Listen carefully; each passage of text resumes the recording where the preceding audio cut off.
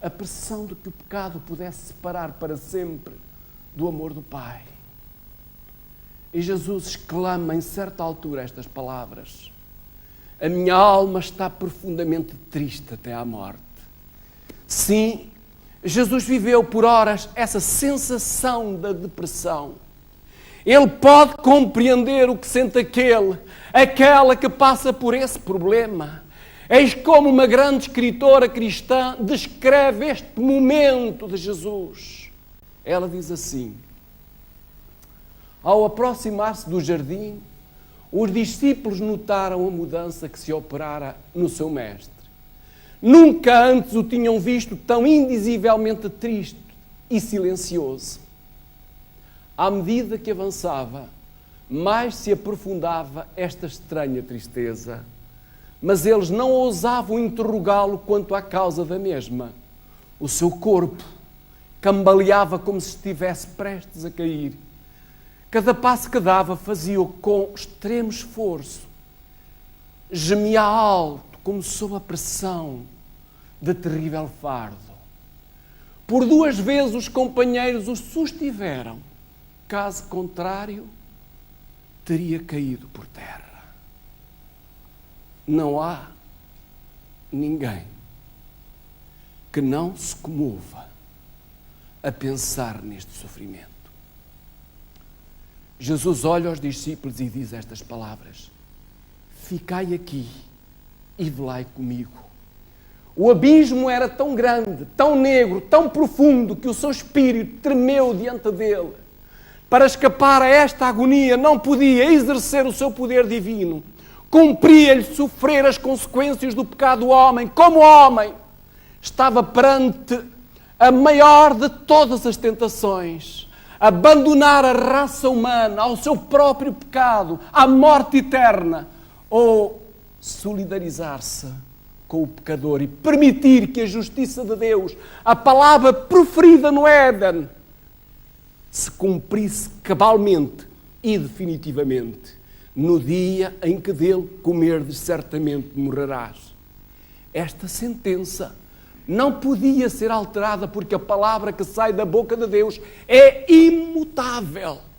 Isto é, não se pode mudar. Jesus morreu a morte eterna, isto é, a morte que estava destinada ao pecador.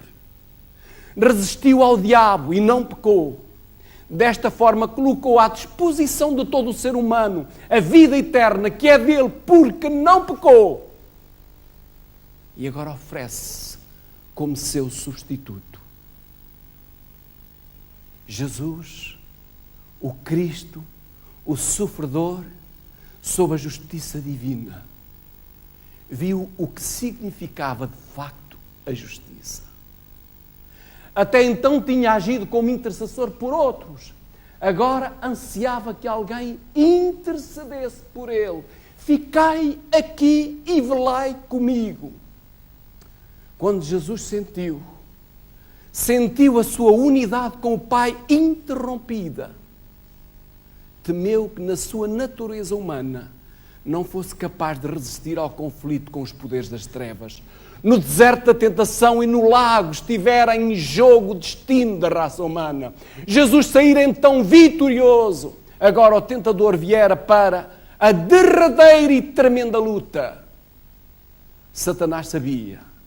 Ele sabia que se falhasse aqui, nesta batalha, o seu domínio de dominar a terra estava em jogo para ele. O mundo tornar-se-ia uma possessão de Cristo para sempre. Então, intensa a luta que acontece e o inacreditável, o nunca visto, vai suceder. O texto sagrado diz assim: apartou-se dele cerca de 1 tiro de pedra e, pondo-se de joelhos, orava dizendo: Pai, se queres, passa de mim este cálice. Todavia não se faça a minha vontade, mas a tua. Então lhe apareceu um anjo do céu que o confortava em agonia, orava.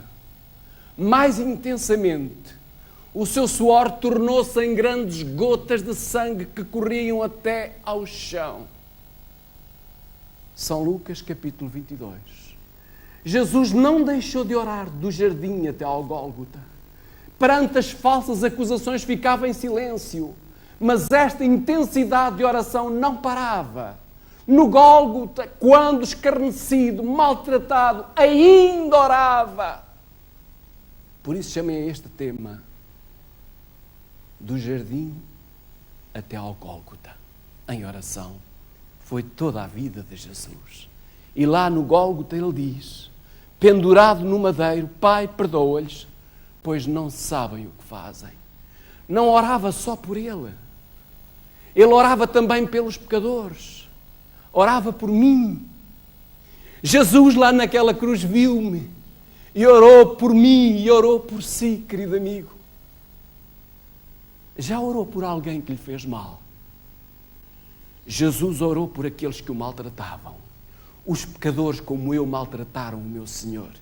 Ele orou por mim. Será que em Jesus não encontraremos força para perdoar aos que nos maltrataram? Se sim, por que não oramos? Por que então não nos servimos da terapia de Paulo e de Jesus? Não agindo assim, será que somos cristãos? O que é orar? Pergunta muita gente. Orar é mais que rezar. Quando falamos em rezar, pensamos em repetir uma coisa que foi memorizada. Rezar não é uma coisa que nasce no nosso coração, que vem da alma. Rezar é repetir. Vejamos o que diz Jesus. Ele diz assim, e orando não useis de vãs repetições como os gentios, que pensam que por muito falar serão ouvidos. São Mateus capítulo 6 e o versículo 7. Quando Jesus estava de joelhos no jardim, prostrado, com o sangue a sair pelos poros até ao chão, será que estava a recitar ou estava a abrir o coração a Deus? Orar é quando no silêncio da nossa alma, tal como fez o apóstolo Paulo, prisioneiro naquela prisão úmida, no chão de palha a cheirar mal, a sentir a necessidade de ouvir os seus irmãos na fé, com o desejo que o Evangelho de Deus fosse anunciado aos gentios, então abrimos o coração como ele fez, para ouvir a voz de Deus. E Deus trazia-lhe conforto e paz. Este é um assunto muito importante, talvez um dos mais importantes de toda a Bíblia, porque orar é dirigir-se a Deus diretamente. É como alguém que envia uma mensagem. A mensagem só chega ao destinatário se tiver o endereço correto. Se nós oramos mal, o endereço está mal, está errado. Orar é um ato de grande intimidade. Eu, pessoalmente, vou dar o meu testemunho. Ninguém tem que fazer como eu faço, porque é um ato de intimidade. Eu faço diferença entre rezar, entre prece e orar. Rezar, como já disse, é recitar. É repetir o que os outros inventaram. É como o papagaio que decorou algumas palavras e repete sempre a mesma coisa em todas as circunstâncias. Prece é o que nós fazemos aqui em público, todas as noites. Vem do nosso coração. É a manifestação pública de um desejo comum, todas as noites. Todos nós queremos a presença do Espírito Santo para dirigir, instruir, inspirar. Agora, orar é diferente. É um ato íntimo. Jesus diz assim, mas tu, quando orares, entra no teu aposento, no teu quarto, e fechando a tua porta, ora a teu Pai que está em secreto, e teu Pai que vê secretamente te recompensará. Eis as palavras do Senhor Jesus Cristo. Ele te recompensará. Jesus orou tão intensamente que pôde em oração sentir a presença do anjo que veio confortá-lo. Lá no Getsemane, Jesus sentiu a presença do anjo tocar-lhe, animá-lo. Quando nós oramos desta maneira, o nosso anjo vem e coloca-se ao nosso lado e afasta não só os nossos problemas, as nossas depressões, as nossas desilusões, mas afasta a sombra de Satanás que nos quer esmagar, destruir, consumir. Não acham isto maravilhoso? Muitas vezes estou a orar a sós, em casa, no carro, a caminhar na praia deserta ou no campo e comece desta maneira. Repito, ninguém tem que fazer como eu. É o meu testemunho. E digo, por exemplo, Pai querido, necessito de abrir o meu coração. Quero abrir o meu coração. Manda o teu anjo para junto de mim, preciso estar a sós contigo e não quero que o diabo ouça.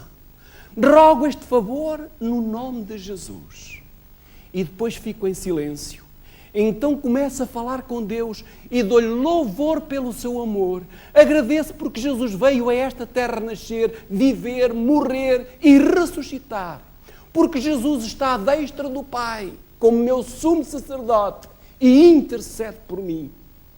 Apresento a minha família a Deus e peço que a abençoe. Depois fique de novo em silêncio. Então peço algo mais. Que me ajude pelo Espírito Santo a organizar os meus pensamentos. Sabem, às vezes temos as coisas tão desarrumadas dentro de nós e isso provoca depressão. É como aqueles armários de roupa que não está passada a ferro, nós atiramos a roupa peça a peça lá para dentro do armário e as coisas vão ficando desarrumadas. Assim se passam com as coisas dentro de nós.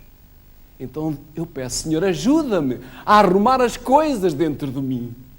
Começo a colocar então perguntas a Deus e depois fico em silêncio e ouço a resposta do meu Senhor. Perguntas como esta: Senhor, o que é que está mal dentro de mim? E então espero durante alguns momentos. E Deus vai se aproximando da minha alma e diz-me o que está mal. Um pecado escondido. Ouço e não me desculpo. Outras vezes pergunto, Senhor, por que estou tão triste e abatido? E espero. E Deus vem e diz-me coisas verdadeiras, tais como que sou eu que estou a olhar demasiado para mim, demasiado preocupado comigo próprio. Devo preocupar-me com a minha mulher, devo pensar no meu filho, devo agir em relação a um familiar, com coisas, enfim, que não estão bem, agir de outra maneira. E sinto a sua presença, sinto falar. Não a condenar-me, mas a aconselhar e a revigorar as minhas forças.